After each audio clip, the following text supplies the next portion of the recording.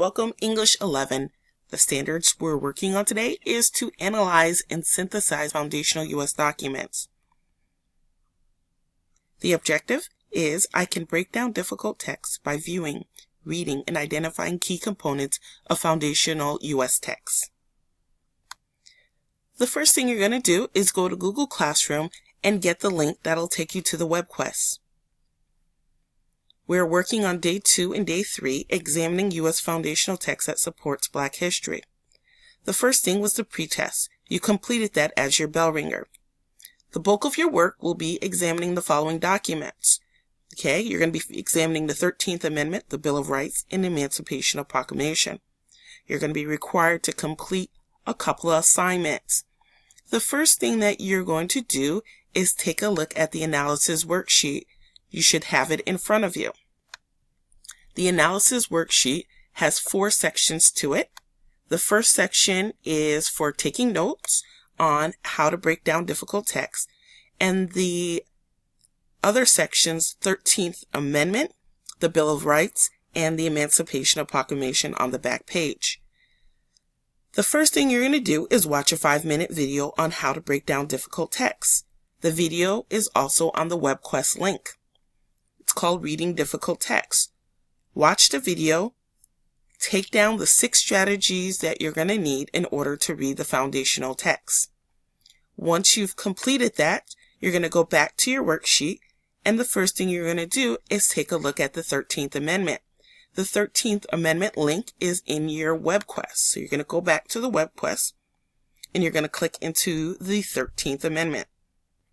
Once you get to the link and the 13th Amendment pops up, what you'll do is scroll down and you're going to click into read more at our documents.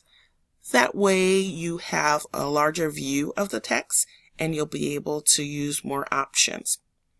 The first thing you're going to do is take a look at the larger image of the 13th Amendment. You're going to look at it, analyze it, and then you're going to complete a written document analysis. You should also have this worksheet in front of you. You're going to look at the 13th Amendment and determine what type of document is it. Is it a newspaper, a letter, a patent, a memorandum, a map, a telegram? For this case, I'm going to click Other. What are some unique physical characteristics of the document? It's handwritten.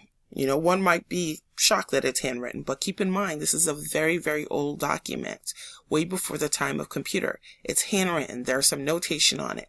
3, you want to put the dates of the document. What are the dates of the 13th Amendment?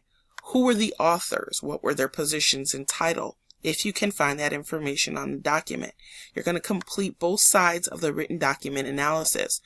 Once you've done that, you're going to go back to your analysis worksheet. Go back to the document, and you're going to click into the document transcript.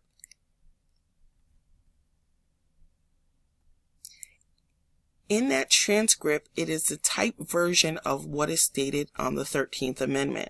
So here it is, 2 small sections, Section 1 and Section 2. Neither slavery nor involuntary servitude, except as a punishment for crime, whereof the party shall have been duly convicted, shall exist within the United States or any place subject to their jurisdiction. Okay, so that's Section 1 of the 13th Amendment. You're going to take this information, you're going to go back to your analysis worksheet and rewrite the 13th Amendment in your own words. Once you've done that, you're going to scroll down and you're going to answer the question, what surprises you about the 13th Amendment? And then one last thing is, if you could delete one section of the 13th Amendment, what would it be and why? Once you're done with analyzing the 13th Amendment, you're going to do the same for the Bill of Rights, and you're going to do the same for the Emancipation Proclamation. You're going to go back to the WebQuest, click into the link, and do the very same thing that you did with the 13th Amendment. And then you have completed Day 2 and then Day 3 of examining the U.S. foundational text that supports Black history.